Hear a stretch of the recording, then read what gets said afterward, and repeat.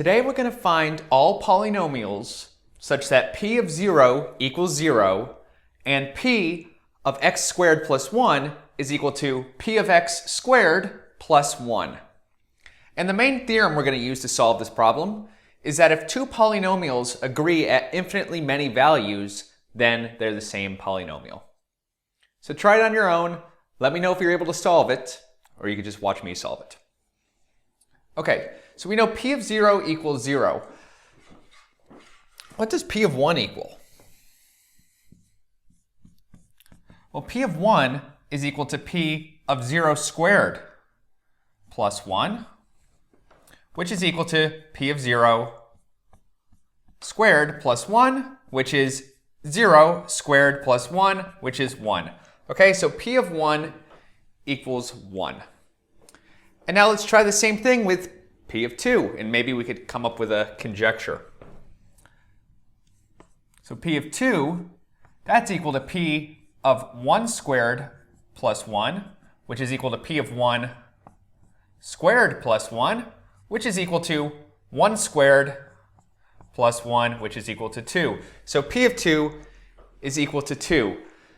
So maybe a conjecture is that p of x has to be x.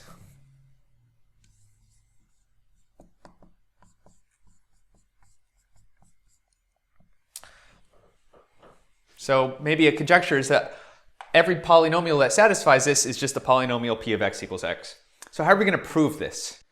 What we want to show is that from infinitely many values of x, p of x equals x. So then we can show that those polynomials are the same, right? That's what this theorem says. So let's consider the sequence. a0 equals 0, and an is equal to an minus 1 squared plus 1. And we're going to show that p, so we want to show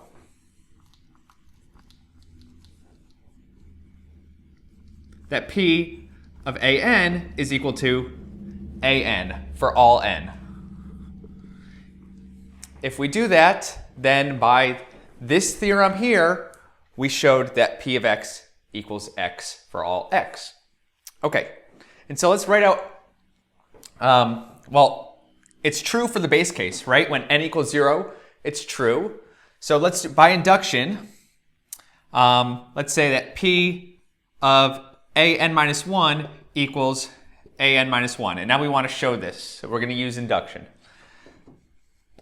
P of an, that's equal to p of a sub n minus 1 squared plus 1, which by definition is equal to p of a sub n minus 1 squared plus 1. But we know from induction that p of a sub n minus 1 is just a sub n minus 1. So this is a sub n minus 1 squared plus 1, which is equal to a sub n.